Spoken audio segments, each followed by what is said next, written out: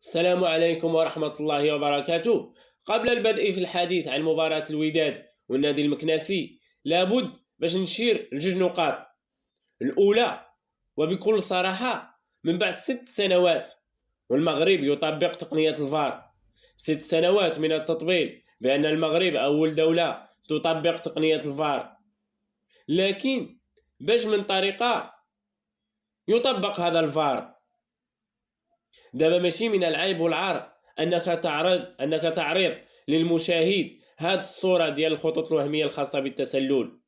راه ما يمكنش تقول عندي فار وانت ما موفرش كاميرات كافيين بغض النظر على صحه القرارات من خطئها، واللي في الغالب كتكون خاطئه رغم وجود الفار. النقطه الثانيه هي التعليق من قناه رياضيه مختصه في الرياضه، ويقال فيها تعليق بهذا الأسلوب هذا: واحدة وينفض المجمع هنا في هذا الملعب. المهم أن الحديث ديالي غيكون على الوداد، بحكم أن النادي المكناسي قدم مباراة محترمة وخدا من هذاك الشيء اللي كان باغي وحافظ على إيجابية النتائج ديالو في الفترة الأخيرة.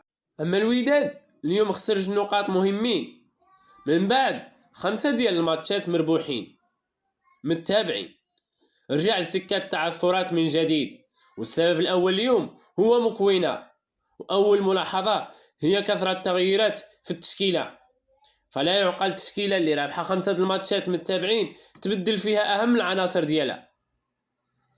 النقطة الثانية هي أنك شاري مهاجمين بالملايين ومخليهم في البونتوش وملعب مايلولا في قلب هجوم رغم البنية ديالو اللي ما كتساعدوش في الالتحامات. فري بان واحد الانسجام والتفاهم كبير بين لورش ومايلولا، ولكن حتى الرياحي كان خالق واحد الثنائيه رائعه مع مايلولا، والاكثر من ذلك هداف الدوري مبارك كذلك كان كيقدم مستويات طيبه. وبالتالي علاش هاد التغييرات في التشكيله؟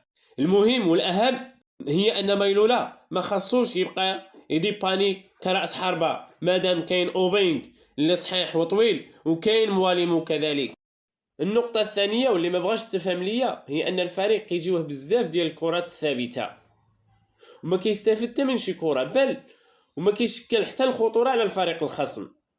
في نظري أن السبب هي الطريقة اللي كينفذ بها المترجي هذه الكرات، بحيث أنه كيضرب الكرة من التحت وكتهز بشوية وكتمشي بواحد البطء كبير، مما كيعطي الفرصة للمدافع والحارس انه يتدخل ويبعد الكره، عكس الا ضرب الكره، الا كضرب الكره مزيان وضربها بواحد الجهد كتمشي بواحد السرعه اللي كتصعب المأموريه على المدافع وعلى الحارس، وحتى الا قصها المهاجم بالراس فكتزاد السرعه ديالها، خصوصا وان الكره الثابته حل من الحلول في الماتشات اللي كيكون الفريق الخصم راجع اللور.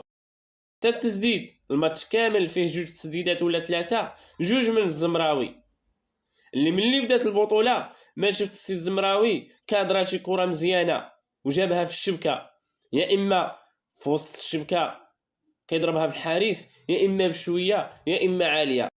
اخر نقطه غادي نقولها ونتحمل المسؤوليه ديالها هي ان